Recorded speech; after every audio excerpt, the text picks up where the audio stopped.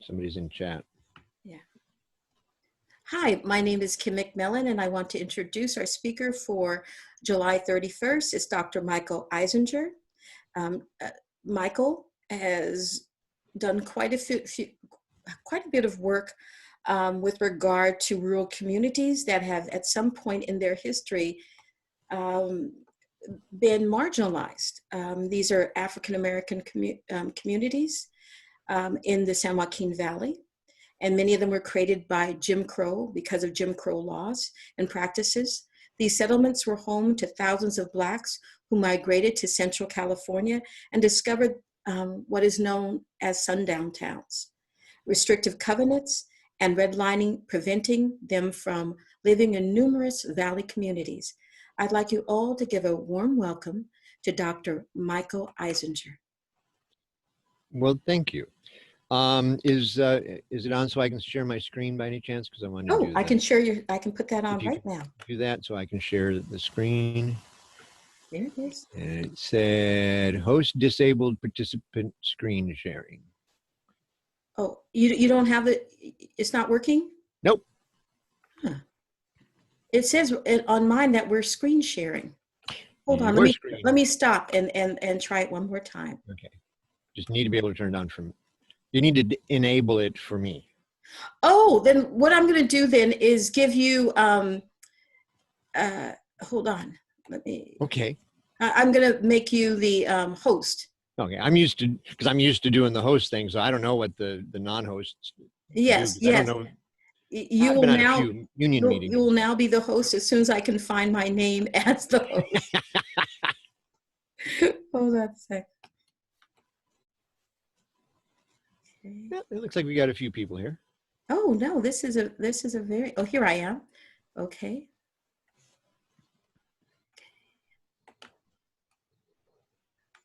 No. Okay.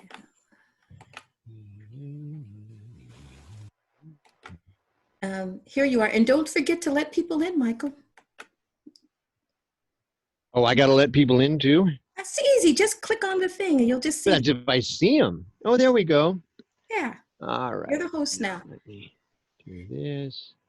And if they're not in, if I see them, we always send messages like, hey, let them in. Let's do.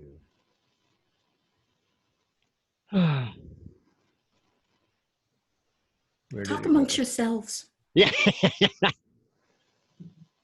Let's just do the whole screen then, and I held up my lava lamp.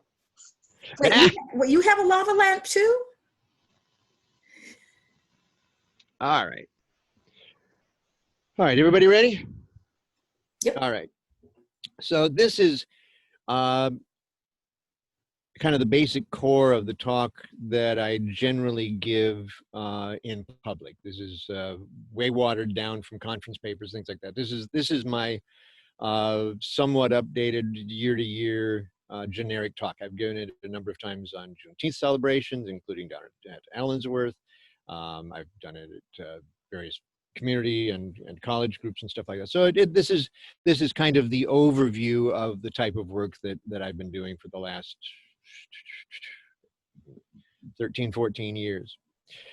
But it's an important topic to talk about right now because in many respects, we're in the middle of having a conversation about what is history.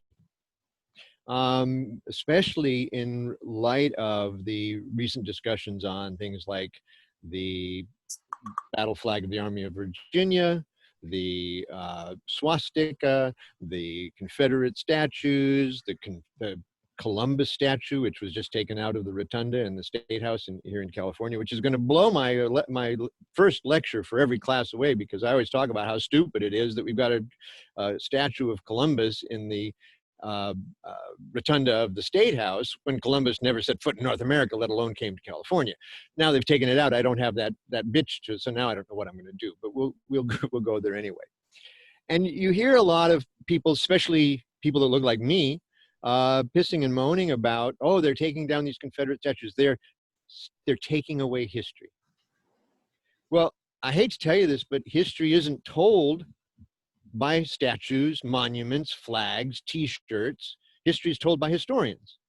historians go out and they study what happened in the past, and then they tell a story that is of value to their age, to their people, to the people around it, that makes it a shared history, right? The reason that you were forced to study history in elementary school, and junior high, and high school, and then again in college, was because if we have a shared history, then we're a shared people, we have a shared culture, a shared heritage, and we have something to share.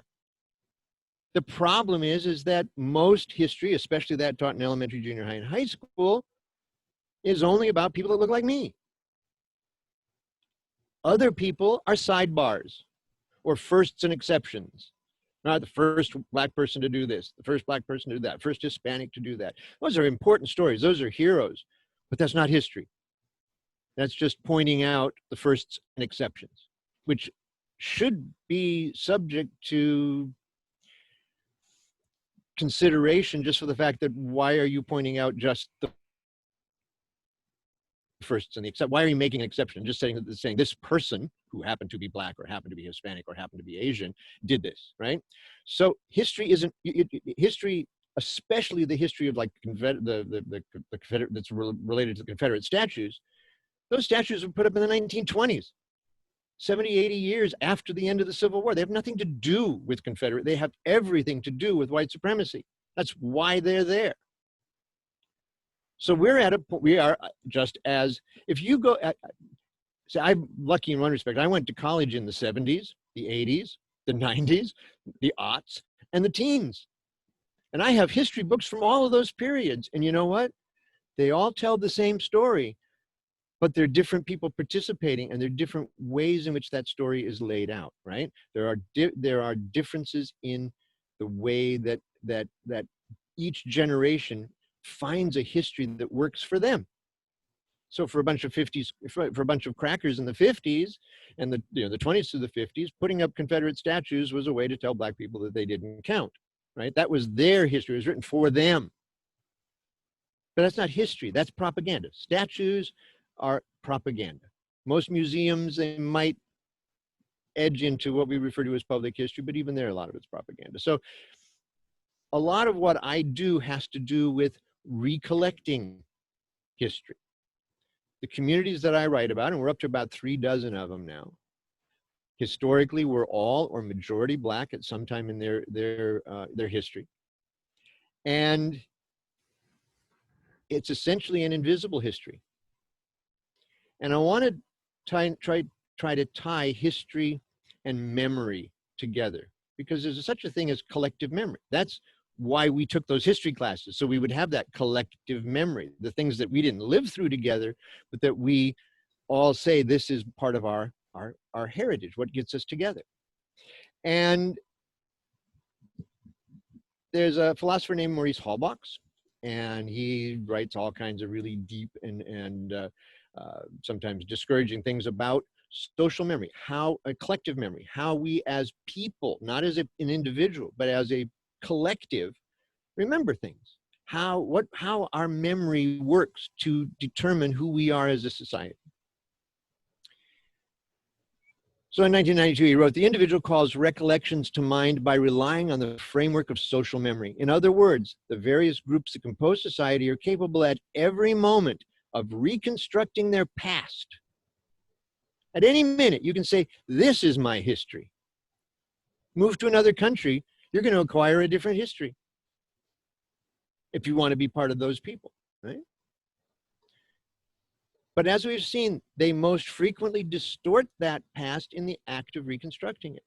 Society in each period rearranges its recollections in such a way as to adjust them to the variable conditions of its equilibrium. In other words, history gets reframed every generation to meet the needs of that generation. People, why should I study history? That's old, that's done, that's past. And they go, oh, well, I guess history repeats itself. No, it doesn't repeat itself. It does rhyme, but it doesn't repeat. But the reason to study history is because those are our connections. That's who makes us us. So normally when I'm giving this talk, I'll be in an auditorium and there'll be a bunch of people sitting out there, and I'll put this picture up and I'll go, where was this photograph taken? Anybody want to try to answer that? Nope. All right, it's okay. Usually I get Mississippi. And the San Joaquin Valley. You're exactly right. And then I will say, no, it's Madeira. And then people go, oh, wait, Madeira? Right? And then I'll go, and where was this photograph taken? Well, nobody will answer now because I just messed with them with the Madeira thing, right? Well, this was Pixley, which happens to be, if you don't know where that is, that's between Tulare and Bakersfield. This is the San Joaquin Valley. This is not Mississippi. This is the San Joaquin Valley. African Americans for many, many years in cotton fields. Cotton was the #1 crop in all 7 counties of the San Joaquin, well, 6 of the 7, it didn't, not Mariposa, but all the other counties of the San Joaquin, the #1 crop from most of the 20th century was cotton. Those of you that are older, you remember driving through the fields, right? The white little bowls, and then the machine comes through and there's still some there. You go, gee, why is all that left there, right? We're familiar with that, right? And when we think of farm workers in California, we don't think of African Americans. We think of Hispanics. Why do we have so many Hispanics? Well, this was Spain at one point, and it was Mexico for a while. You'd think we might have a few. But the majority of the ones that we brought in here were to pick cotton because they came from Oaxaca, which is where they grow cotton in Mexico.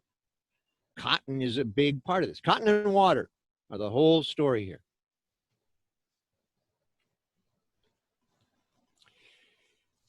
Back in '86, a UC Berkeley geographer named James Parsons wrote a human geography of the San Joaquin Valley. He was from here. I remember which, I think he was from Tulare. Excuse me. And he wanted to really focus on the people of the valley. And he wrote, this is a little bit excerpted, but I'm going to read this to you, and I apologize for the length of it. Armenian immigrants began arriving in the Fresno area in the 1890s. Hanford, Newman, and Gustine have large Azorean minorities. Azores are in Portugal. Azorean minorities. Swedes in Turlock and Kingsburg. Yugoslavs at Delano, Dutch and Ripon. Germans at Reedley and Lodi, and Basques at Bakersfield.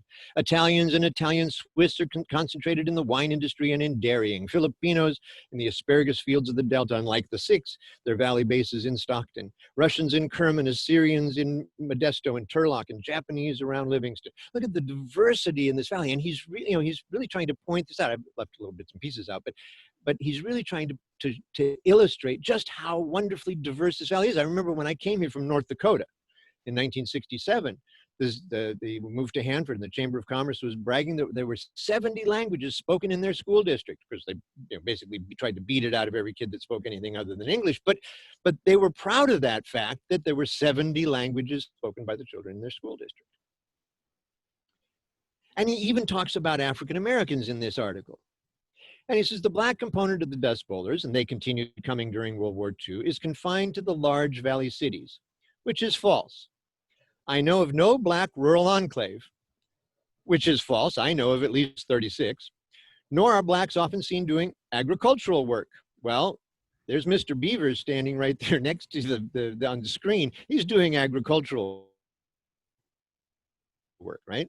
A small black colonization project in Kings County was organized in 1910. It was Tulare County, and it was 1912. Now, this is a friggin' geography professor. You would think he could at least look up some dates, right? But it fell victim to bad water and alkali. That is the first correct statement that he has made in that entire paragraph. And then he points out that the area is now a state park. Well, it's concise. It's wrong in most cases. The majority of African Americans in the valley do live in the 3 urban areas of Stockton, Bakersfield, and Fresno. But it's only a small majority. There are thousands of rural blacks, many still living in these communities that I'm going to talk about here. The paragraph right before that paragraph about the African Americans, though, is about the white Okies. And I want you to pay really close attention to the difference in tone of this paragraph compared to the one that I just read you, which comes immediately after this in the original text. White Protestant Anglo-Saxons from Texas and Oklahoma, refugees from drought and poverty, the Okies, immortalized by Steinbeck in his writings, came west along Highway 66 in their jalopies to look for relatives in Weed Patch and Arvin, and the water that tastes like cherry wine. Their indomitable optimism, their determination to survive and to overcome was captured in the songs of Woody Guthrie and the photographs of Dorothea Lange. In those days, cotton was still harvested by hand and seasonal demands for labor were large. Today, first and second generation Okies occupied dominant positions throughout the valley. Do you notice anything different in the tone? I mean, listen, when you talk about the African Americans, it's like, yeah, they came. There was a black component. They came, they lived in cities.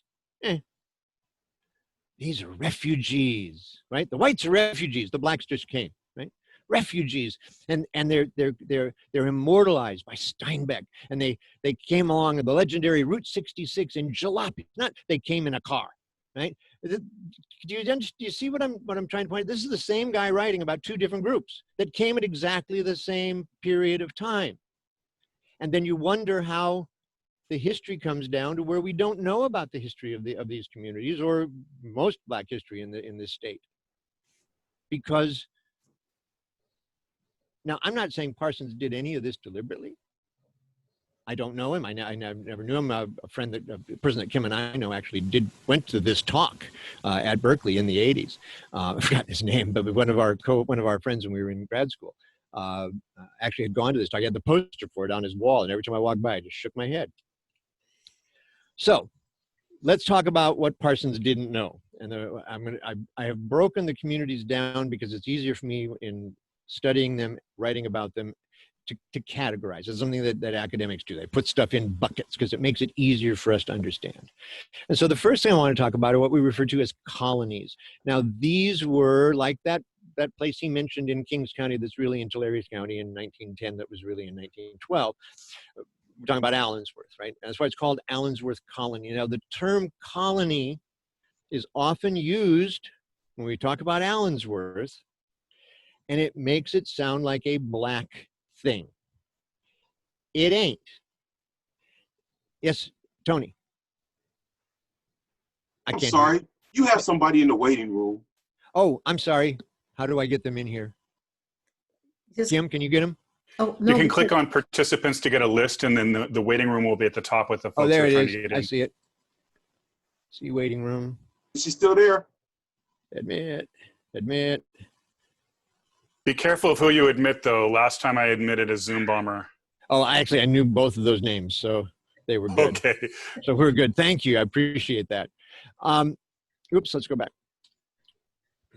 Let's take this down and then take this back. So let's talk about the colonies. So these are part of the way that these communities were formed. Was a corporation was formed, shares were sold, with the goal of then going out and buying a large tract of land, town land and country land, right? So you buy a big tract of land and you re-subdivide it so that part of it's for community, part of it's for agriculture. And then you sell to African Americans and you build a black community.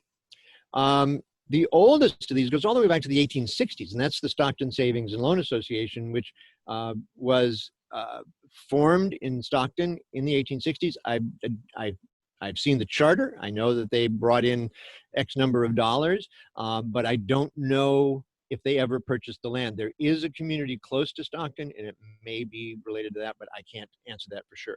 The Colored Colonization Association of Fresno was another one. They sold shares mostly to African Americans in the Bay Area and in Texas. And again, I don't know. I actually have their charter. I found the legal documents that created them. I don't know what happened after that. I've never been able to find any actual execution from that point on. However, both Centerville and Bowles, which I listed here as Bowles Colony, both Centerville and Bowles, I believe were all black colonies, because Bowles, for example, it was a colony. It was set up, and the reason that term colony is being used isn't because it's a black thing. It's because that was what subdivisions were called in California starting in the 1880s and going up through about the 1930s. That's why you have Italian Swiss colony. That was the name of the development. Around here, you've got Washington Colony and the Fresno Colony and tons of colonies, which are just these real estate developments. And once they became towns, they got dropped. But with Allensworth, with Bowles, a couple of them, it stuck.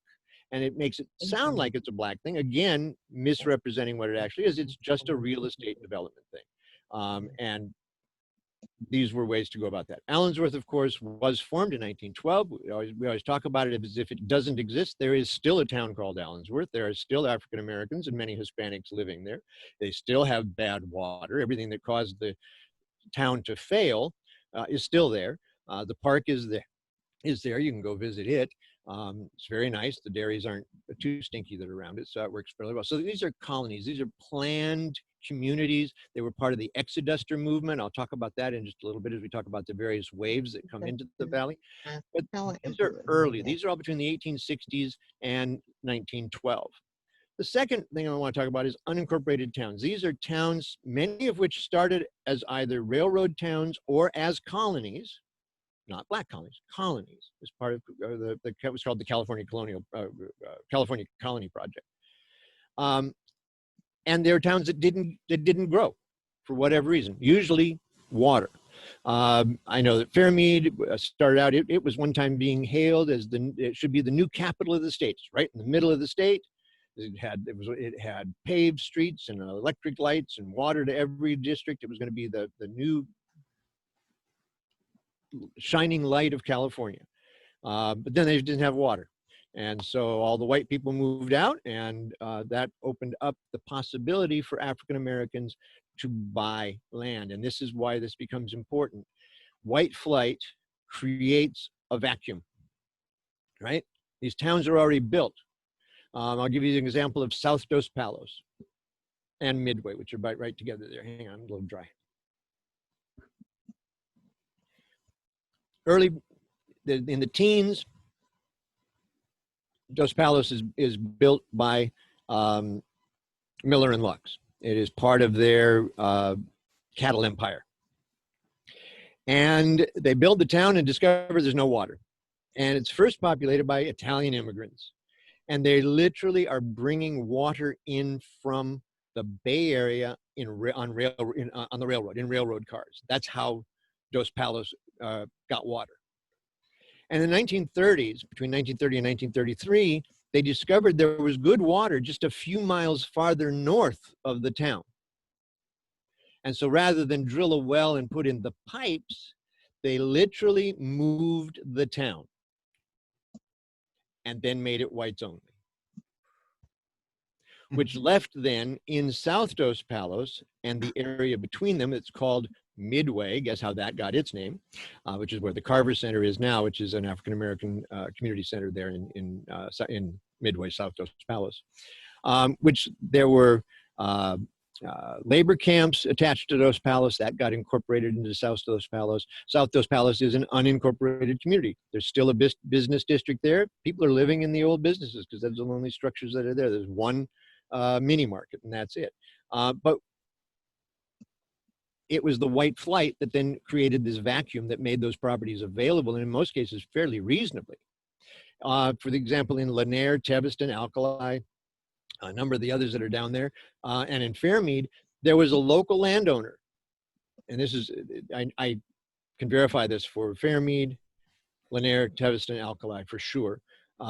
These are different landowners, but there was a landowner who would carry the contracts with African Americans themselves. So it was a guy named Jacob Yakel in Fairmead who was this old Jewish guy that was buying up the land as the white people were moving away and moving to Chowchilla, which actually started later than Fairmead, but it had better water. And that's how that community became majority black. In Lanier and Teviston, there was a guy named Matheny. There were two guys. I always forget the other guy, but there was a guy named Matheny. We'll come across his name again. He was a businessman. He bought up houses. He bought up property out in these unincorporated areas, and he sold to African Americans. He's a white guy, but he sold to African Americans exclusively. No contracts, no paperwork. He kept a little notebook. And on Friday afternoon, he'd go sit under a tree, and the homeowners would come and make their payments. He'd tick them off. We were talking to one gentleman, and he never, he made his $20 payment every Friday on time and on schedule. And he showed up one day, and Matheny told him, "Look, if you want to buy more properties, you can buy whatever you want. You've proven yourself. I'll do it." because they couldn't get the money in the banks. I'm going to talk about Cooksieville in a minute, which is another community that they were able to buy the land because they pooled their money at the end of World War II when they were leaving the factories, the munitions factories. And the family bought the land together because they couldn't get a loan. They tried later to get a loan to get additional land, and they couldn't get it because they were Black. So these are unincorporated towns. These are towns that didn't start out to be Black, but over the course of their history, at one point or another, they became either all or majority Black. And I've been able to do quite a bit of research on the majority of them. There are a few: El Nido, Kennedy, Buttonwillow. I've done very, very little on it. And the Lucerne Valley settlement is actually out of the valley, but it's just up in the top of the hills south of Bakersfield. So that's why that's included there.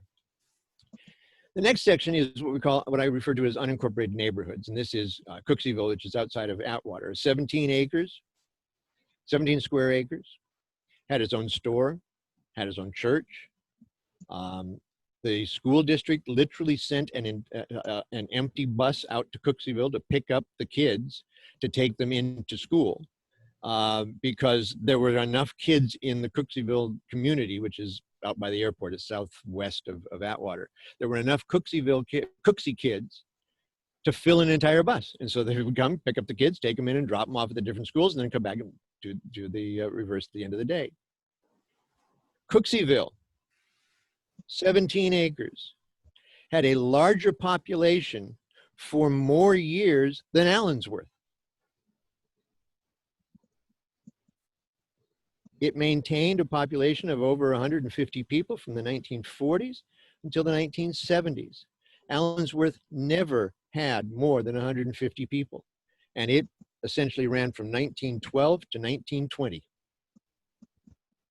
And yet we have a state park in one, and the other is right now just a couple of bare fields because they've all moved out. Franklin Beechwood is up in Merced. Home Garden is south of Hanford. And that's an interesting one because it is, when I say these are on the edges of towns, like I said, Cooksieville's across the freeway, south of the freeway, and on the other side of the airport from Atwater. So it's not really a neighborhood attached, but it is.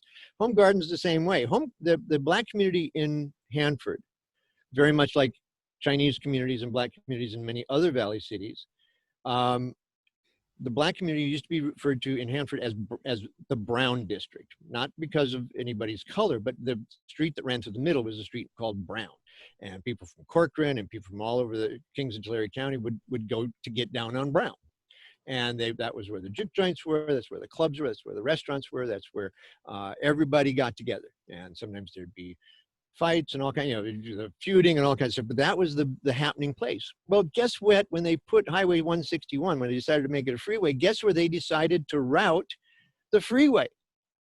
Right through the middle of Brown, right? They wiped out the Black district.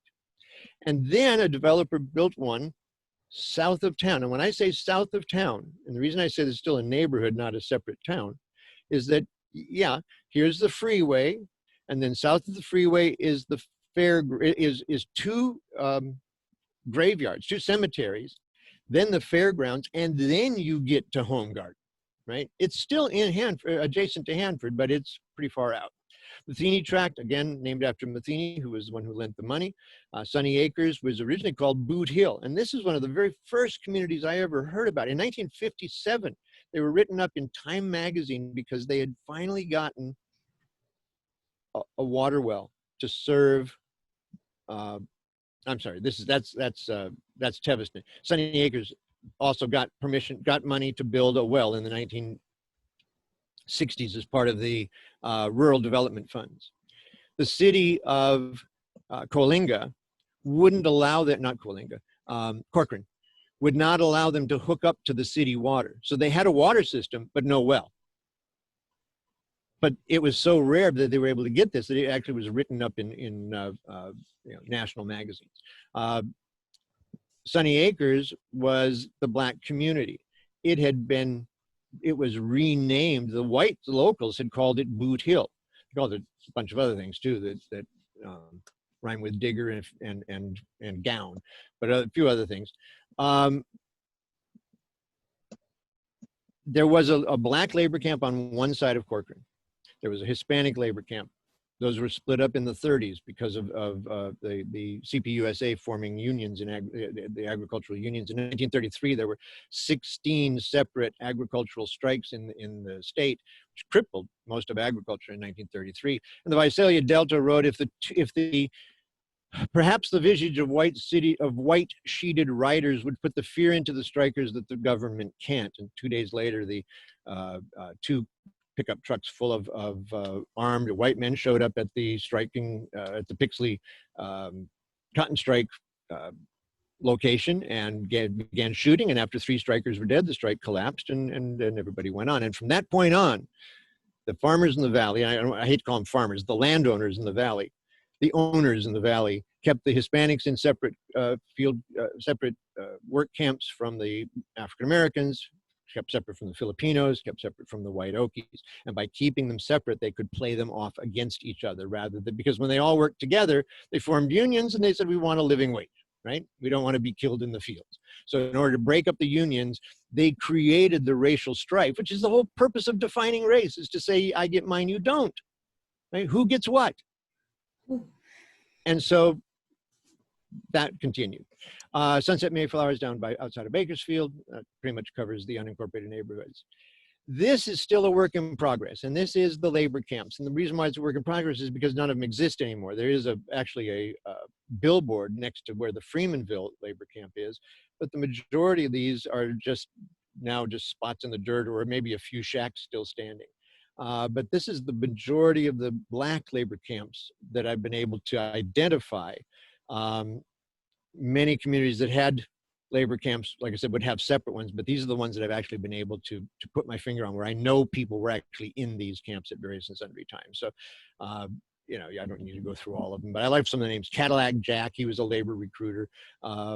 Foster Scholl, another guy. Some of them are just named after the towns they were in. Some of them I don't have any other names. Some of them, as far as we haven't been able to locate names, so I've just got them labeled by the town that they're near. So those are the communities that I'm talking about. And one of the things I always try to tell my students is that if you're going to talk about American history, you can approach it from many different ways. And one of the ways that I approach telling this story, especially in non-academic settings, is to try to go through the parallels with the broader outside history. So let's talk about the first wave of African Americans, rural African Americans, who came to the Valley as far back as the 1880s. And as I said before, this was part of the Exoduster movement. The Exoduster movement was driven by Pap Singleton and a few other leaders as far back as 1850, before the Civil War. The idea was, and this was based or would tie in with the philosophy of Booker T. Washington of African Americans would get equality when they reached economic and social equality. In other words, and educational equality. In other words, segregation was a good thing because it would allow African Americans to acquire the skills they needed in order to fully function within the community. And so these communities were intended to be all Black communities. We're talking about Boley, Oklahoma, and Langston, Oklahoma, and Blackdom, Arizona, and Boley, Oklahoma, and Nicodemus, Kansas. I mean, those and Allensworth. These are all they're based kind of on that colony model, right? Board of directors get together, buy up the land, then sell it, et cetera, et cetera. And in the Valley here, the Exodusters don't come until later, but the earliest wave, which is during this period, is during the 1880s. And I found this in the Fresno Morning Republican, which was the precursor to the Fresno Bee. And it really illustrates exactly what was going on. Now, you have to remember, this is right after the first passage of the Chinese Exclusionary Act. California was a very racist place for most of our existence. In the 20s, we sterilized 20,000 women because they were degenerates and the wrong color to be able to have babies. Eugenics was basically ran the state for years. We have an ugly, ugly history. One of our most racist past, though, is our dealing with the Chinese. And so in 1882, 1892, and 1902, California managed to get the federal government to pass the Chinese Exclusionary Act, which was intended to basically get rid of all Chinese.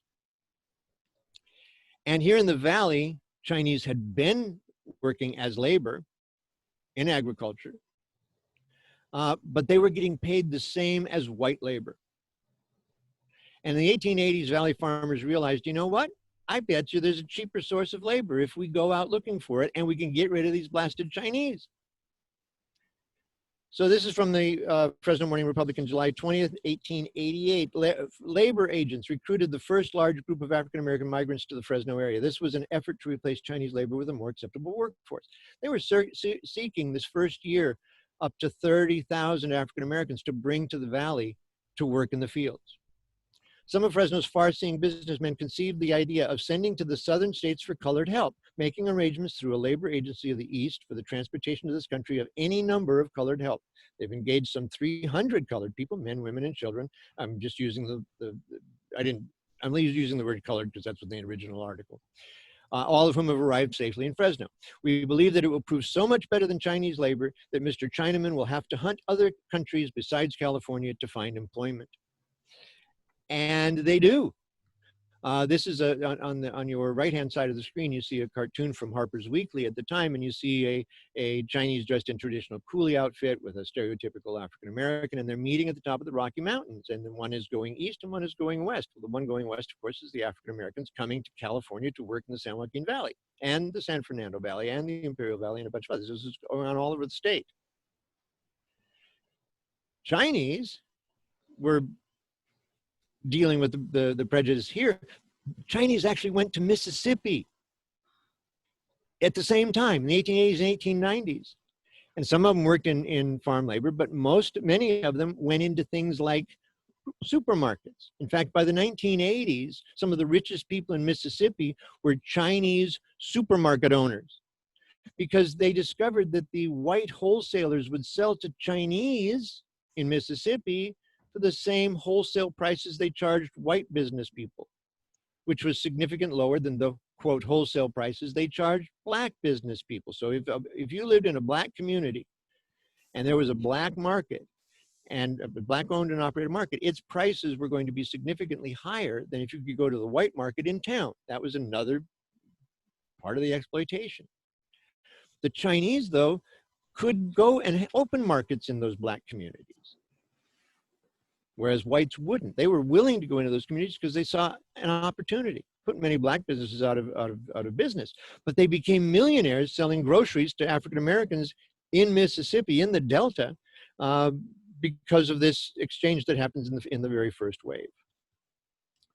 We see a second wave during the 1920s. This is actually Madera High School from 1922. This is the swim team. At least one of the African-American gentlemen sitting in the front row is a member of the Amy family. They're one of the original black families that is actually responsible for bringing many, many other families to the area. They were in Fairmead. Madera was not exclusive, even though Madera was originally set up. It was originally called the Alabama Colony, and it was founded by people from the South who came here at the end of the Civil War because they didn't want to live under, quote, black rule in Alabama. They came out, founded the town of Madera. When 1877 hit, they sold all their properties in Madera and moved back to the South. Other people bought in Madera and they didn't continue the exclusion. Now, Chowchilla, just a few miles up the road, they did. And so Fairmead, which sits in the middle, and Fairmead also included 13 rural colonies around the town colony. So the southern parts of Fairmead went to Madera, and then the rest of it and the northern parts went to high school in Chowchilla. The third wave is in the 1930s, and this is really the Okies. Just as Parsons had said, that there was a black component to the Okies, and a lot of people came out here, again, to pick cotton. This is actually the Marshall family from South Dos Palos. Wonderful family, wonderful family. We actually found them by accident. If somebody wants to hear the story, remind me later, and I'll tell you how we found this particular family. years after this photograph was taken. But they came to Bakersfield, they came to all over the San Joaquin Valley during the Dust Bowl period. And then there's another wave, and this is really, I'll say it continues through to today, but it's very unique right after World War II. And you see two families here. On your left is the Williams family, which is part of the core of the Fairmead community, brought in after the war by the Amy family. On the other side, you see Olivia and Sidney Cooksey. They were the patriarch and matriarch of the Cookseyville community. In both of these cases, these families had come to California during the war, like my uncle did from North Dakota, to work in the airplane factories and the shipyards, and because there was work.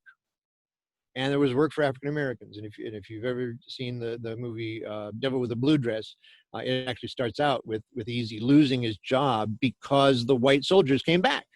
And the last hired were the first fired, and people that had their jobs guaranteed, they came back, which meant you fired the last ones hired, which were in most cases blacks or women. So after the war, there were a lot of displaced African Americans, and many stayed where they worked. So that's why you get Baldwin Hills in Los Angeles. That's how you end up with Compton. That's how you end up with a large black community in Oakland and Richmond and those places, because those were the factories were. But a large number of the African Americans who had come out here to work didn't want to stay urban. They were rural folk. They were country folk. They wanted to live in the dirt, right? They wanted to dig, they wanted to grow stuff. And so they looked for other opportunities. Well, in the case of the Williams family, that large family in the group photo there, they were working in both Long Beach and in Oakland. And not only had Moriel Williams, who's the one gentleman sitting in the front row, he's the father of that whole bunch. Not only did he bring his family, but he had a big truck, and he brought a bunch of people with him from the South. He bought a bus while he was out here, and he actually would take people to and from work to the factories to make additional money. People that he worked with, he'd drive around, pick them up, take them all to the factory, then pick them up, take them all home, right? Charge them a small fare. And they pooled that money, and they moved to Fairmead, where the Amys, I showed you the Amy family in Madera, where the Amys introduced them to Jacob Yekel. Jacob Yekel sold them the property. And by the 1950s, this family owned the largest dairy in the state of California. The only black-owned dairy in the state of California. But they owned the largest, most productive dairy in the entire state out of a little town called Fairmead. Same thing happened with the Cookseys. They were up in Richmond. There are a whole bunch of sons and daughters. They all saved up all their money. And when the war was over and they all lost their jobs and were looking to head out, they drove down 99 and they saw some land for sale outside of Atwater, and they bought it. And a couple of them stayed. The rest of them went back to Arkansas, and they hated it. And over the next decade, they all came back, right, and built this community. They moved houses in. They brought in mobile homes. They built houses. They built the store. They brought buildings in. It was, these are amazing. And the thing that's so amazing, if you look at these families, right? Sid and Olivia, 3 of their parents were slaves. So we're talking the children of slaves.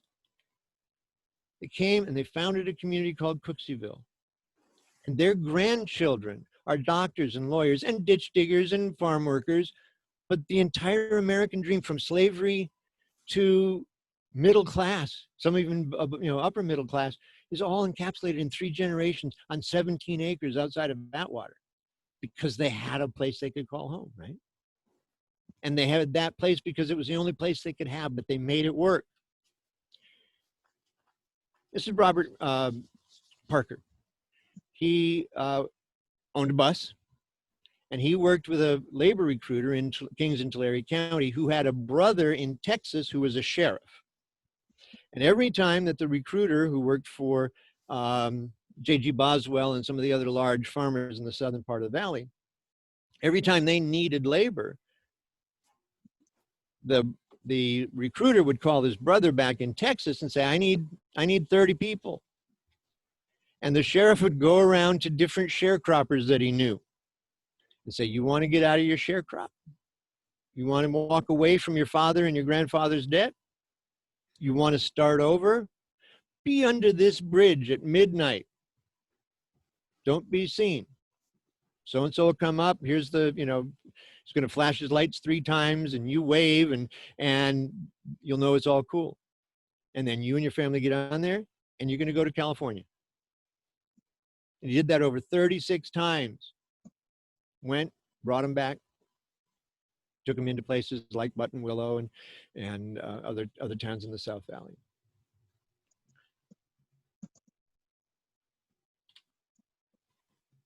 Any questions before I go on? Anybody? I have a question. The gentleman who got the people and took them out of this kind of servitude, did he ever get any trouble for that? Nope, never got caught. When the sheriff's helping you, it's pretty easy to get away with it. It was because the sheriff was helping to set it up. He never got in any kind of trouble for it. He never got caught. And you got to remember, most sharecrops, there's no real records of that. It's they're still paying every year. The debt just goes up. It's not like it was computer. It wouldn't be able to happen today. But in the 30s, 40s, 50s, and even into the 60s, when it was still going on prior to 65, they were able to get away with it just because there's no lack of records more than anything else. But it gave a lot of people a new start. Several years ago, I was lamenting the fact that the only photograph of African Americans in the San Joaquin Valley that I had, especially of them working in the fields, was that very first photograph I showed you of Nathaniel Knox and his 3 sons standing in that field. And one day I met I was going to meet the author Mark Arax and his photographer Joel Pickford, who I had known when we were in college years ago, in Fairmead, because he was writing a book and he knew I was writing a book, and he was writing a book for a different reason, but he wanted to meet some people in Fairmead. He was writing a book on water. I was writing a book about Fairmead, but he was writing a book on water. And he wanted to meet the shakers and movers in Fairmead. So there was a big public event going on. And I said, well, meet me here at this date, on this time, and I'll introduce you to everybody you need to know. And so we did. And I was talking to Joel while Mark was speaking to other people, and I said, it just kills me that there's so little documentary evidence. There's so little actual proof of Black people in the fields. When you say farm workers in California, everybody thinks nameless, faceless brown people. But that's not been our history. Our history's been Chinese and Black and Hispanic and Filipino and white and all kinds of stuff. But we have it in our heads that it's just faceless, nameless illegals. They don't even have a status, right? And Joel said, oh, we got a guy. I said, okay. So he gave me the contact information for Ernest Lowe. And Ernie is now 85 years old. This photograph was taken at the time that he was taking the pictures we're going to show you some of. And so I contacted Mr. Lowe, and he sent me proof sheets of over 20,000 beautiful photographs, which the University of California will soon be, at Merced, will soon be putting up on its, making available as part of its archives. They just bought the collection last year. Thank you, Mario. Of the most amazing photographs. This is a man, Dorothea Lange handed him a camera and a box of film and said, go take pictures. That's how this started. And he learned a lot about the history, what he could. This was in 64, 65. And he wrote a poem about Teviston. And Teviston is named after Tevis, who was one of the landowners with Hagen and Carr, that was also part of the Miller and Lux, all the water wars in California. Tevis is one of the 10 big names. You got Crocker and Huntington and all those people, but Tevis is one of those guys. And this poem talks about the day that he discovered Teviston back in 1960. Lloyd Tevis, brother-in-law to James Ben Ali Hagen, once owned more land than he could ride across in a day's time. He and Hagen fought Miller and Lux for the water of the Kern River way back before it became a channel of dry sand. In 1963, Phil and I pulled off 99 into Teviston as the storm ended and the dark sky opened to let the setting sun shine upon the shacks of Black Okies.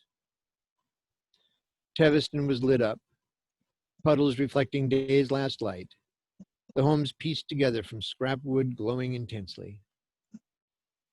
How would Lloyd Tevis have calculated the value of this one and only memorial to his great wealth? And I like to share that just because I think it kind of sums up the dichotomy between the extremely rich, wealthy and the extreme poor. For additional resources on any of these topics, you can go to my website. There's 3 tabs at the top you can look at. One is called links. There's a bunch of links there. There's even some links to some stuff that Kim has done over the years. And there are a bunch of links there that you can look at, including links to Mark Arax and Joel Pickford and Ernie Lowe. The publication has some books and many of my articles. The galleries have photographs, some of which are Ernie's, some of which are mine, some of which are photographs that communities have given me. If you want to learn about the African-American history in the most unbiased, most marvelous way, the best website, the single best website to go to is called blackpast.org. If you're not familiar with that site, please do so. It's primarily run by Quintard Taylor up at the University of Washington. Quintard, of course, writes a lot about African Americans in the West. Is on my reading list for my master's degree and my Ph.D. and a bunch of other stuff, but it's an amazing site. Please check that out. Blackhistory.com is a little less professional, but it also often has interesting things. A lot of times it's firsts and exceptions, but it can be very interesting. And then the California Advocate, which is, there's a link there you could hit if you want to write it down, or basically just look on Facebook for the California Advocate. It is our local Black newspaper. It's been here since, I believe, the late 50s, early 60s. It is online now. I think they still print a few, 100 copies or something, but essentially it's mostly online now. But it is a great resource. I hope someday, just like Ernie's photographs making it in the archives, that someone will get a grant and contact the Advocate and say, can we borrow old copies so we can digitize this? Because there is a wealth of information about the history of Black Central California in those pages. When Martin Luther King was here, a lot of the marches in the 60s that happened here in the Valley, that's where that history is. It doesn't really exist in many other places. So one of these days, I will find someone capable of taking on that project. And that's kind of where I'm all done at this point. Any questions now? It's up to you guys. That was awesome. Wow. I'm an in-law to the Amy's, and so good.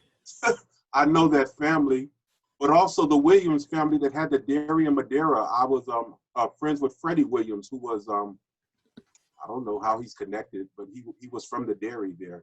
So very interesting. My father passed away in 2018, but he knew all of these folks. He was a truck driver, and so he traveled up and down the valley.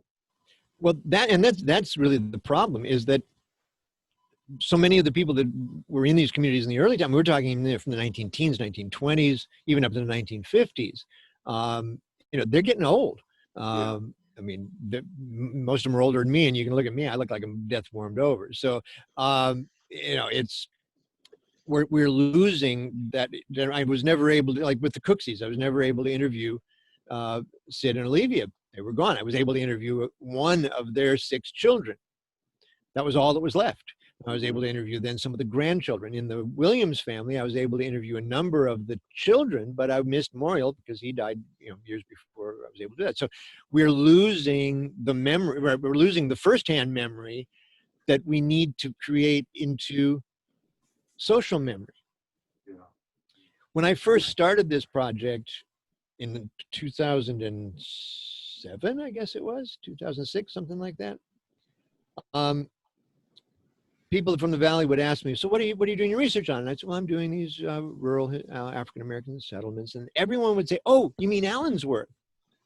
And I said, yeah, I'm going to do Allensworth too. And it actually really messed me up with Allensworth, because I just, Allensworth just irritates me at this point, because that's the only thing that anybody knows about is Allensworth, and they get a park. And it's a failure, which I think is related. I'm not sure, but that's that's a topic for another discussion. And I would start describing. No, I'm talking about these small, they're maybe not they're on the edge of the town, the edge of the field, but it's just, collection. They may or may not have water, but it's just, it's homes and And for 5 years, every single person that asked me what my research was that was from the area, that would say, oh, you're doing Allensworth, the moment I would start to describe what I was really doing, they would say, oh, you mean like Fairmead? My dad was a labor recruiter. He used to get black crews out of there all the time. Or, oh, you mean like Lanier? My dad used to own the grain elevator there. And he used to let the African Americans from across the road come over, and that's how they got their water, because they didn't have running water. In other words, people had individual memory of all of these places. Not all of them, but all of these places were, many of the communities that I've studied, I first heard about in these conversations, because individuals had a memory. But when I described it, they jumped to the default, right? Allensworth, when I first was doing this research, was in the news a lot because it had to do with the mega dairies that were trying to go in. The cemetery hadn't been included in the park, and they were trying to get a fence around it to protect it. There were a number of Allensworth related issues. And so that's in the front of everybody's mind. This is what we're talking about social memory, right? I have a memory of my dad in Lanier giving water to the African Americans that lived there, and many of them came to work for my dad. But my memory isn't important. What's important is the public memory, or the history, right? Allensworth, my memory that's just personal. Right? But we have to take those personal memories and we have to bring them out, and we have to make them part of the discussion. That's how we incorporate people back into our history. And so that's why I stress so much on this concept of memory. If we allow more of these wonderful souls to pass on without passing the story on, then did the story ever happen, right? As far as I'm concerned, this is my history too. I live in this valley. This is part of my history. This is part of my heritage, and I don't want to lose it.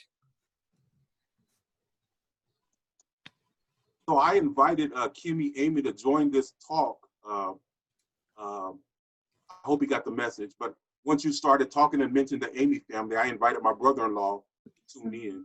Yeah, I've been trying to interview Letty for a while. She was in Fairmead when I first started doing the research. I met her a couple of times, and I was like, okay, this is going to be, because she knows the whole story. And then she moved out, and occasionally I'll get, oh yeah, we're going to talk, but I've never been able to nail her down. So I still want to get the Amy story firsthand, and I don't have it. So if nothing else, put your brother-in-law in touch with me, and maybe he knows enough of the history to help. Okay. Fairmead's a fascinating community because it has a bizarre history. In fact, Kim was with me the day that the book came out, because we were at their centenary, the one and only parade that Fairmead's ever had. Kim managed to be there for it. So, it was fun. I had a great time. It was a crazy day. I wish I'd had about 3 of me, because people were coming and buying the book, and then they would walk away and they start looking at the pictures and start reading, and then they start telling stories that I wasn't able to write down. And there was more history dissipating than I was able to capture that day, because I had to keep signing the book and passing it out. But yeah, it was a fun day. People were grateful to you because they felt like they had a voice. They felt like someone cared, I do. I mean,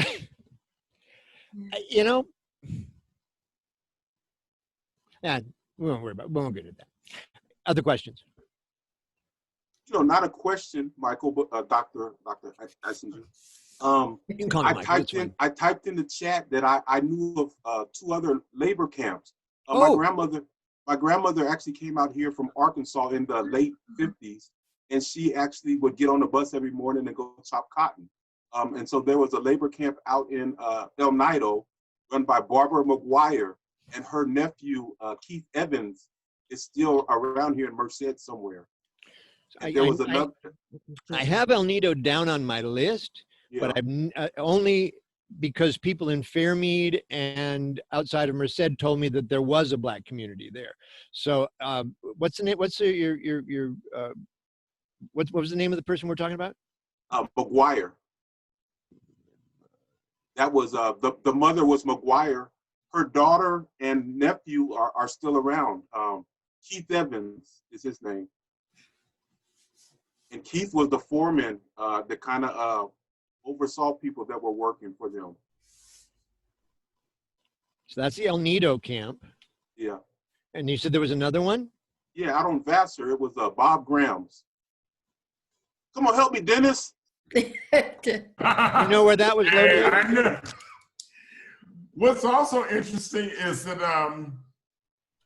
in the early 60s, there was no McDonald's, there was no place for young people to work. So young people, when they were out of school, Blacks as well, they went to the fields in the summer. Mm-hmm. And they worked all summer, and that's how they bought their school clothes. And that'll continue up through the late 60s. And I was one of those kids. By the late 60s, early 70s, that's pretty much done. And see, I came here in 67, just 2 years after the cotton picker was perfected, where it would take about 90% of the crop off of the plant, leaving that 10% left, which the first couple of years, many of the landowners did pay for it to be picked. They realized it cost them more to pick it than it did to leave it. That's why they just leave it now. But and I've talked to some of the old pickers, and they were like, the cotton wasn't as good that they got by the machine. It was better when we picked, right? They had such pride in what they did. I was amazing. It was like, the machine was never as good. The cotton was never as good as when we, and you take pride in your work, you do that. Where was this other camp at, do you know? It was on Vassar Avenue here in Merced. Vassar in Merced. Could you guys do me a huge favor and get these people in touch with me so that I can get some more information on them? Because I'd love to write it up. I'd like to get it included in my stuff. So if anybody knows Bob Brown or Keith Evans and can send them my contact information, I would love to get their stories, and maybe they can help me get some interviews set up and get some more of the story put together, because there are all kinds of overlap. I mean, like I said before, people from Corcoran or from Sunny Acres would go up to Brown or later Home Garden because there were a lot of relatives in a lot of these communities. A lot of people knew people from the other towns. A lot of them worked together in labor gangs. So there was a lot of connection between these communities. There also were, in addition to these all Black communities, there were Japanese communities as well. There were a bunch of people that there were a bunch of these communities that were isolated. I mean, there still are. We call them colonias. There's 3,200 of them around the state of these little unincorporated pockets of Hispanic communities. That's a whole nother issue that's completely separate from what I do. But any other information anybody has on any of these topics, please let me know, because if nothing else, I can collate it. That would help. Another thing, my father would drive me around and share with me where the Black landowners were in Merced. And as they began to work for the city, they had residency clauses, so they had to live in the city. And so the properties were abandoned abandoned for pretty much. It's just like Cooksieville, there's nothing left. You get to Home Garden, it's still majority, they've been in transit. All these communities have been in transition since the 80s. Some of them, like Teviston and Alkali in that area, they had horrible gang problems in the 80s. Even Fairmead had a bunch of crack houses because it was cheap rent. They've pretty much cleaned up a lot of that in most of these communities now, and they're most of them are wonderful, clean little communities with, a couple of churches and maybe a mini market or something, and it's just some of the most wonderful people you'd ever want to meet. Michael, were you able to get any information on the churches that were there at the time? Some, like in Fairmead, there's initially, there was an Episcopal church, Presbyterian church, and a Mennonite church, and many of the earliest ones that were there were Mennonites. The Amy family originally had a Coptic church in Fairmead, and then that changed, and there are now three predominantly black churches, AME and Second Baptist. In Fowler, right outside of Bowles, of the first four churches, two of them were black churches, one AME, one Second Baptist. The same is true in Dos Palos. In 1920, the second church in Dos Palos was built, and it was an all-black church that later during the Depression they lost. They were unable to pay the mortgage, and so they lost the building.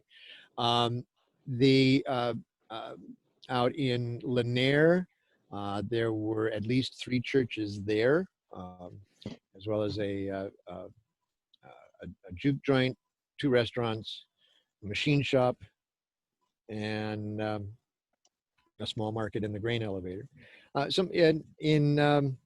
In Home Garden now, there are at least two churches. One is fairly mixed. The other one is an AME primarily. I've never gotten the list, or at least I don't have it in my head from farther south. Matheny Tract has a couple, but they're it's kind of the core of all of the communities, so that it's one of the first things I do is I look for the churches, and then I try. That's one of the ways that I make entree, because the hardest thing in my research for me is that I don't look like somebody who should be interested in this, and very often, and it's far less now because I have the fruits of my labor. I can take my Fairmead book, I can take the other books, I can take the articles with me and go, this is what I've written about other communities, and people go, okay, you're not an idiot. Well, they may think I'm an idiot, but they're not.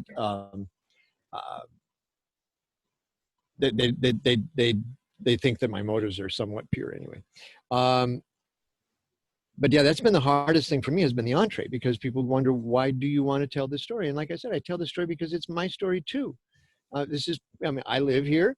The people I write about are my neighbors. They need to be part of my heritage. And so I think it's an important story to tell. Anyone else? Kim? Thank you for this really great presentation. There's so much work that you've put into this, and it really shines through. And I really appreciate the way that you've given so much information on areas of the Central Valley that hadn't really even occurred to me. One of the things I'm thinking about is the sort of category labels that you brought out. They keep changing, but. Yeah, so if I'm remembering correctly, at least from my notes, you described a colony as being sort of a generic term to describe a particular kind of settlement pattern that was based around finance. A corporate settlement pattern, yeah. Right. Okay. So what I'm most curious about is the unincorporated neighborhoods and the rationales behind those. I would imagine that the reasons for having an unincorporated neighborhood would probably vary depending on the locality that they had joined. But I'm wondering if you could talk a little bit more about that.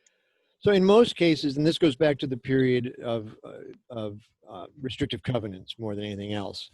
And so you would end up in most communities around here that if they were exclusive, that only applied to the city limits. And so very often, like I said,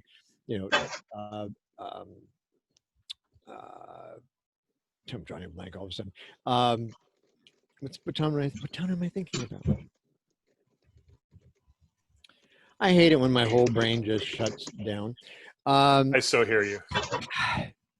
So what would happen is in these areas outside of town, like I said, in order to get to Home Garden, because they wiped out the black neighborhood, they left the Chinese neighborhood just directly north of it. China Alley is just 2 or 3 blocks away from where Brown was. But when they wiped out Brown, the black neighborhood then had to move south of the freeway, south of 2 cemeteries, south of the fairgrounds, and then you get, so that, you know, it's not a self-contained community, it's still attached. And so that blending between the unincorporated towns and the unincorporated neighborhoods, there is a little wiggle room there, but my thinking is that if it was a town, not one that was started as an all-black town, but one that became all or majority black, that's an unincorporated town. If it's attached to an existing community, then I label them an unincorporated neighborhood. So the Matheny tract could actually go in either one. Even Teviston and Alkali, which are the same size as Pixley, they're on the other side of the freeway. They could be considered unincorporated neighborhoods, but they really were separate, self-contained towns. Alkali is gone; it completely dried up. It's just fields now. But Teviston is still it's about ready to flip to majority Hispanic, middle class Hispanic. There's been gentrification of Teviston of all places. There's new homes built there, some new apartments building in there. There's still people living in the old labor camp shacks. So you've got this weird dichotomy, even in places like Teviston. So that's the difference between those two categories. Okay, so this is, so just to ensure that I'm clear about this is a category that or categories that you're using to describe certain kinds of places and the ways in which they adjoin city limits. I'm curious then, what happens when towns annex their neighborhoods? So Fairmead's a good example of that. So Fairmead is 4 miles south of Chowchilla. I mean, Chowchilla. I always get Chowchilla, Coalinga, and Corcoran in my head mixed up, but this is Chowchilla. Chowchilla was exclusive until 1965. In 1965, Chowchilla is so proud they hired the first African American to work as a janitor in the school, and he lived in Fairmead. Chowchilla is growing. Fairmead, of course, is not. Fairmead has massive water issues. They've been able to get grants and federal grants and state grants over the last few years in the millions of dollars to try to salvage the water. You remember a couple of years ago, there were lots of news stories about communities that were drying up as a result of the drought and almond farming. And so Fairmead, like East Porterville, is an area where intensive farming was changing. Originally around Fairmead was cotton and dairy. Today it's all almonds. And when Fairmead was first built, they would drill a well to 60 feet and get all the water they could get. Now they're having to, the farmers have come in and they've dug down 1,500 feet and they've put these massive pumps on them, and they're sucking not only the lower groundwater, but all the groundwater from above them. And so places like East Porterville, which is predominantly Hispanic, but is very much economically like Fairmead, and Fairmead. Fairmead has about 1,500 people in the surrounding area, and about 1,200 of them for like almost 2 years had no water. And they got bottled water bringing in, and they had a bunch of other stuff. And so to kind of make a compromise, to try to find a way to make it work, they partnered with Chowchilla, and they allowed Chowchilla to declare that Fairmead is in their secondary sphere of influence, which means for infrastructure projects, the poverty and the population and the diversity of Fairmead can be used in Chowchilla for applying for federal grants and loans and those types of things. The idea being is that since Fairmead can't grow because the county won't allow any more septic tanks, and they're not on any sewage, they're all on private wells and all tanks. So you can't put a business into Fairmead. Right? There's no economic development in Fairmead. There aren't even new homes to be built in Fairmead because they can't put in new septic tanks because of the groundwater problem. So Chowchilla can now apply for money to build a sewer that has to include Fairmead because they're in that secondary sphere of influence, with the condition that if Fairmead is ever annexed, it remains Fairmead, that it has to retain the name. And they got the state when they finished paving the freeway up through that area, taking it from a divided road to a freeway outside of Fairmead. That was when the signs got put up that said Fairmead next exit, because they the community was disappearing, and the local community pushed and pushed and pushed, saying, we don't want to just disappear. We we've been here forever, and we want to continue to be here as an entity. So a lot of this is wrapped up with identity and all kinds of stuff. But that's how one community found a way to make that work, working with their neighboring community. And so we were starting to see some of that. So were there similar stories then of using cities using annexation as a way of pushing populations away from them?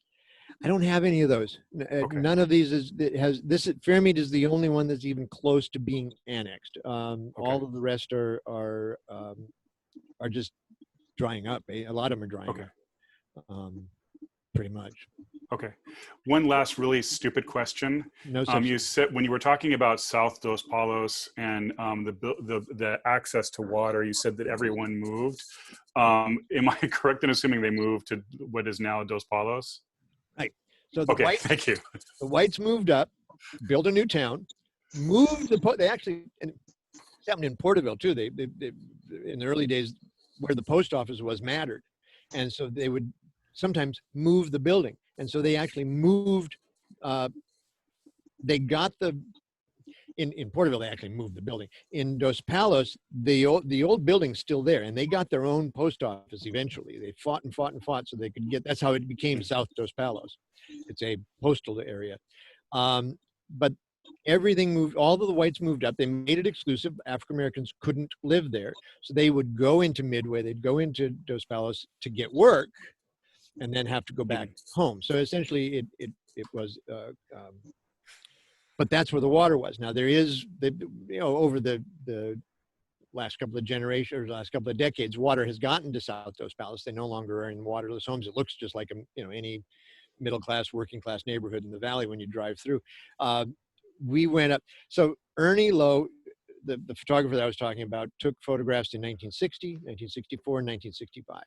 In addition to the 20,000 African-American farm workers, he has a similar stock of white farm workers, Hispanic farm workers, and a slightly smaller one of Filipino farm workers. It is the most amazing collection you're ever going to want to see in your life. It is just mind-blowing, and he was an amazing photographer and just the sweetest man you ever want to meet.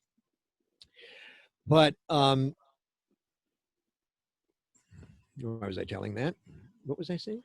Oh, so we discovered that in 2000, and it would have been 5-6 years ago. Anyway, it was 50 years from the time that he had been last in those communities, and so it'd been 2004, and or 2014. We decided, so we got a hold of Ernie. We got him to come to the area. He was living at that time up in the Bay Area. Now he's living in Wisconsin, but because at 80 he got married.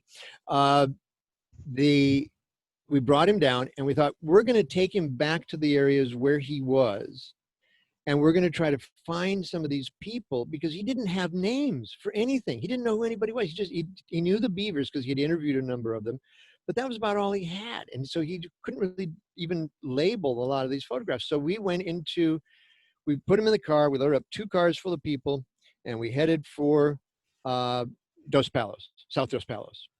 We came in on the back roads, which used to be the main road into Dos Palos, anyway, we came in, and we're looking around. Now, I had been doing some work in Dos Palos. Mark Arax, who was with me, he knew of a couple of people up there.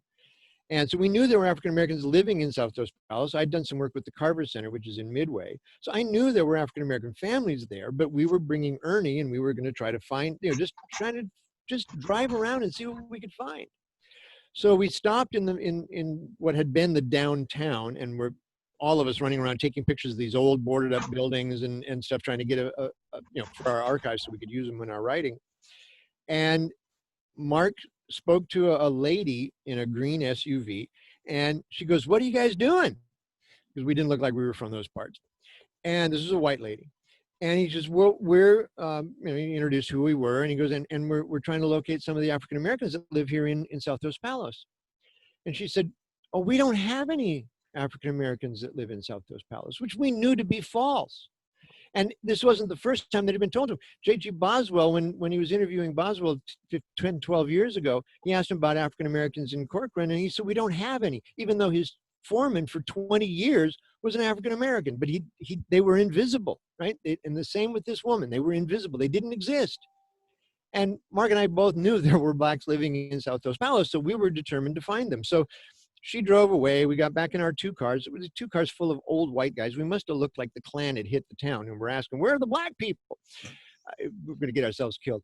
And Mark is an LA Times reporter. I'm an anthropologist. We approach research very differently. I will look for entree. He just barrels in because he's going to get the story. So we drive down a side street and we see an African-American lady walking down the street. Well, Mark pulls right up next to her and is cruising at 2 miles an hour while she's walking. He rolls down the window and goes, where are all the black people? And she goes, we're around, just look. And so Mark rolled the window back up, and I'm behind him and I'm going, we're going to get killed. We're going to get killed. We drive to the end of the street. It was dead end. It was like 4 blocks down.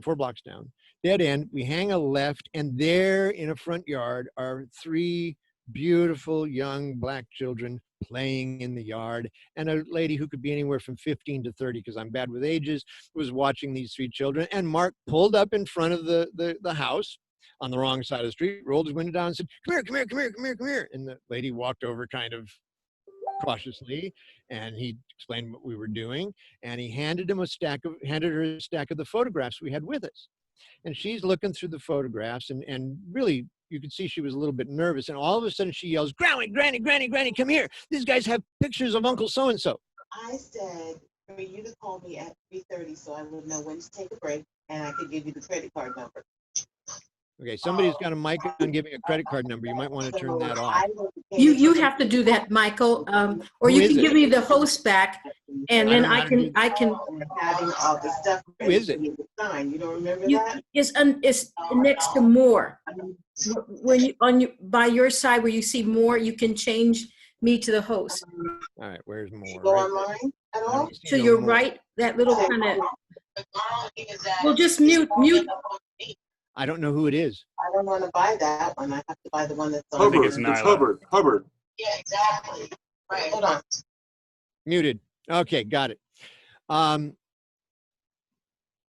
So Granny goes, my hair, I haven't done my hair. I can't come out. She goes, just don't worry about your hair. Just come out. So Granny comes out. We start looking through, and sure enough, it's her. We have pictures of her family.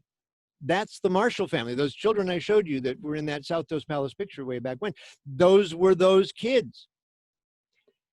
And within a half hour, we had 35 people. There were over a dozen cars just pulled up in front of this house on this side street.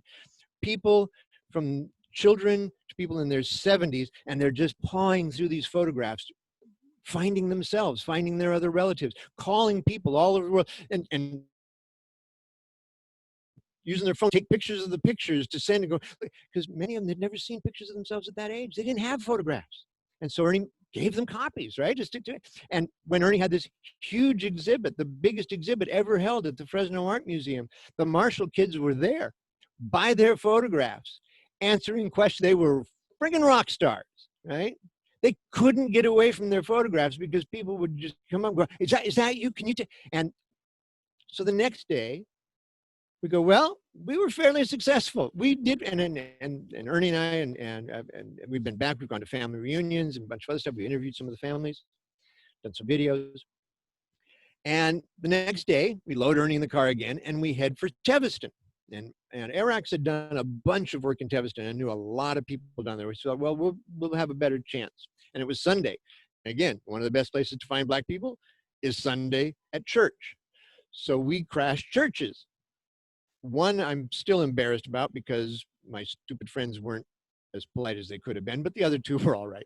A little bit rude there at one point, and I still cringe. But we found out that on that day, that just happened to be the day that in Tulare County, the black churches celebrated what they called History Day. And all of the black churches in Kings and Tulare County had been invited to this afternoon later that, or this meeting later that day. And if we went there, we might be able to find some of the people that were in those photographs. And so sure enough, we went and had lunch, showed up afterwards. We asked if we could get on the program. And both Ernie and Mark got up and explained what we were doing.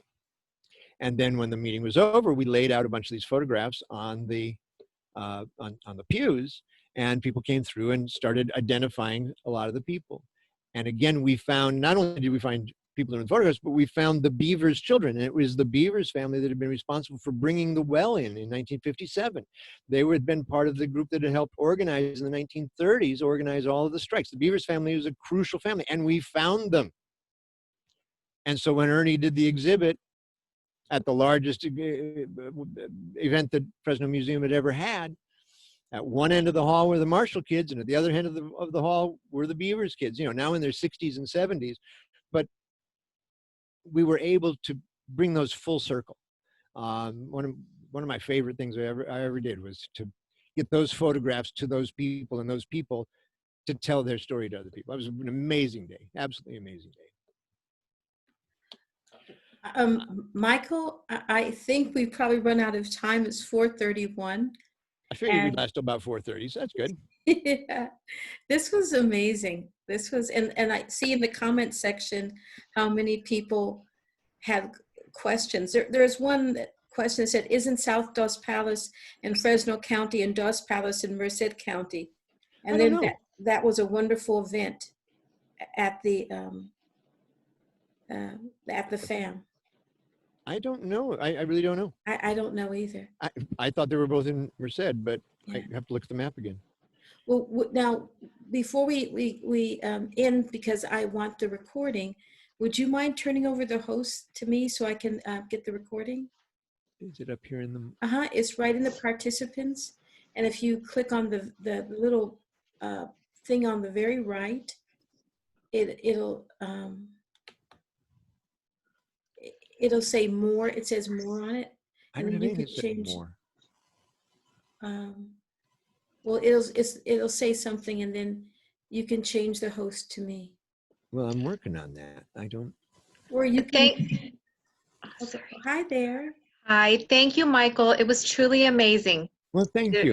Thank you. Now, if somebody can figure out how to get out of this thing, I'd be happy. I got reactions, breakout. Dr. McDude, could you help? You're really good at this type of thing.